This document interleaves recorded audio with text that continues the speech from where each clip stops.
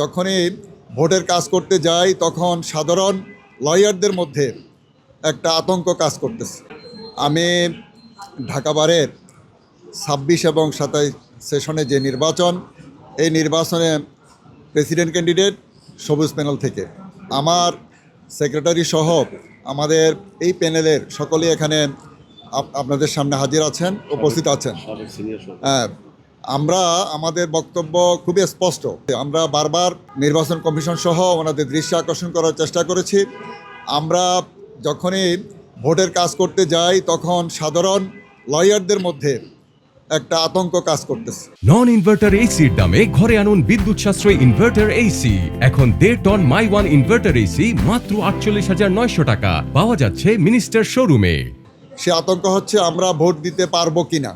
আমরা বারবার এই বিষয়টা নিশ্চিত করার চেষ্টা করতেছি যে আমরা সকলে মিলে বারের আমাদের যে ঐতিহ্য আছে দীর্ঘদিনের, আমরা এটাকে সমুন্নত রাখতে চাই এবং শান্তিপূর্ণ পরিবেশে আমরা এই ভোট আগামী 29 এবং 30 তারিখে নারী পুরুষ সকল ভোটার আমাদের লয়াররা যাতে ভোট দিতে পারে সেই পরিবেশ তৈরি করার জন্য আমরা সর্বাত্মকভাবে আমরা সহযোগিতা করছি।